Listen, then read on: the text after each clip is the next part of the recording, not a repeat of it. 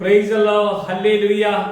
അഭിഷേകം മന്ന എന്ന വചന സന്ദേശം ആത്മാവിൽ നമ്മുടെ ഹൃദയത്തിന്റെ അകത്ത് പരിശുദ്ധാത്മാവ് വെളിപ്പെടുത്തുവാൻ ഇടവരുമ്പോൾ ആത്മീയ ദൂത് നമ്മുടെയൊക്കെ ജീവിതത്തിലേക്ക് കടന്നു വരുവാൻ ദൈവം ഇടയാക്കും. ഗലാത്യ ലേഖനം 5-ാം അധ്യായത്തിന്റെ 25-ാമത്തെ വചനഭാഗം, ആത്മാവിൽ ജീവിക്കുന്നുവെങ്കിൽ ആത്മാവിനെ അനുസരിച്ച് നടക്കുകയും ചെയ്യുക എന്ന് കർത്താവ് നമ്മോട് പറയുക. ജീവിക്കുന്നുവെങ്കിൽ ആ ജീവിതം കർത്താവിനെ അനുസരിച്ചുള്ള ജീവിതമായി മാറണമെന്ന് ദൈവം ആഗ്രഹിക്കുന്നു. ഒരു ദൈവ മനുഷ്യനായി മാറുക എന്നത് നമ്മുടെ കഴിവ് കൊണ്ടുണ്ടാകുന്ന ഒന്നല്ല പ്രിയമുള്ളവരെ. ദൈവത്താൽ വിളിക്കപ്പെട്ട മോശ ഒരു ദൈവ മനുഷ്യനായി മാറിയത് ദൈവം പറഞ്ഞ കാര്യങ്ങളെ അനുസരിച്ച് അത് ചെയ്ത് അത് കർത്താവിന് ഏറ്റവും പ്രസാദകരമായി മാത്രം പ്രവർത്തിക്കുന്നത് കണ്ടപ്പോൾ ദൈവ മനുഷ്യനായി മോശ മാറാൻ ദൈവം ഇടയാക്കി. ഇതുപോലെ പുതിയ നിയമത്തിലേക്ക് കടന്നു വരുമ്പോൾ പരിശുദ്ധാത്മാവ് നിങ്ങളുടെ മേൽ വന്നു കഴിയുമ്പോൾ നിങ്ങൾ ശക്തി പ്രാപിക്കും. യഹൂദയായാലും സമരിയായാലും ഈ ഭൂലോകത്തിൽ അറ്റം വരെയും ദൈവത്തിന്റെ വചനം പറയുവാൻ ആത്മാവിൽ തെരഞ്ഞെടുക്കപ്പെടുന്ന ഒരവസ്ഥ നമുക്ക് കാണാൻ കഴിയും. ആത്മാവിൽ നയിക്കപ്പെടുന്ന ഒരു മനുഷ്യൻ. ആദിമസഭയിൽ അപ്പസ്തോലന്മാര് ആത്മനിറവിലേക്ക് കടന്നു വന്നപ്പോൾ പത്രോസും യോഹന്നാനും ആത്മാവിനാൽ കടന്നു പോകുന്നത് കാണുന്നു. ഫിലിപ്പോസ് ആത്മാവിനാൽ നയിക്കപ്പെടുന്നത് നമുക്ക് കാണാൻ കഴിയും. ഗലാത്യ സഭയിൽ പൗലോസ് ആത്മാവിനാൽ കടന്നു പോകുന്ന ദൈവിക അനുഗ്രഹത്തെ അല്ലെങ്കിൽ അനുഭവത്തെ അവിടുന്ന് വെളിപ്പെടുത്തുന്നത് കാണാൻ കഴിയും. കൊർന്നേലിയോസിലൂടെ ദൈവത്തിന്റെ ആത്മാവിന്റെ വലിയൊരു പ്രവർത്തനം പത്രോസിന്റെ അടുക്കിലേക്ക് ആളെ അയക്കുന്ന വിധത്തിലേക്ക് ദൈവം നയിക്കുന്നത് കാണാൻ കഴിയും.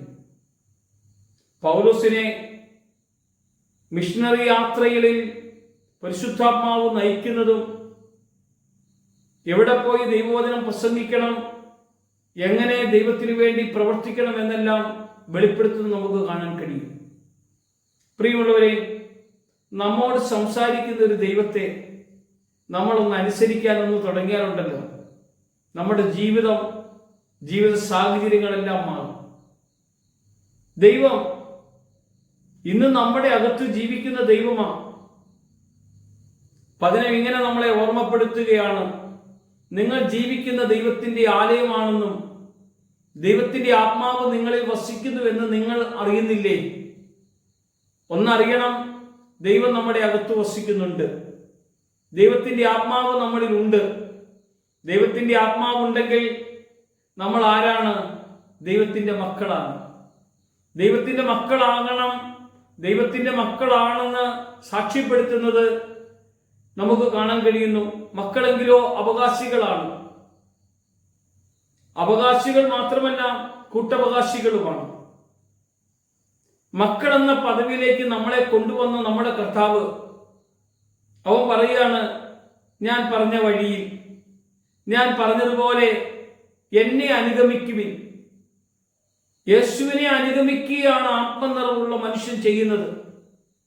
ലോകത്തിലുള്ള ഒന്നിനെയും കണ്ടല്ല പോകേണ്ടത്.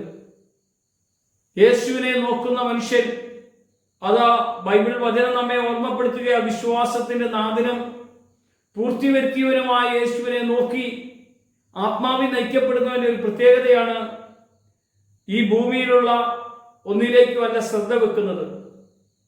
ഈ ഭൂമിയിലുള്ളതിനെ കെട്ടിപ്പിടുക്കുവാൻ തക്കവണ്ണം ആഗ്രഹത്തോടെ പോയിട്ടുണ്ടെങ്കിൽ പ്രിയമുള്ളവരെ, നമുക്ക് സ്വർഗത്തിൽ ദൈവത്തോട് കൂടെ എത്തപ്പെടാൻ കഴിയാതെ വരും.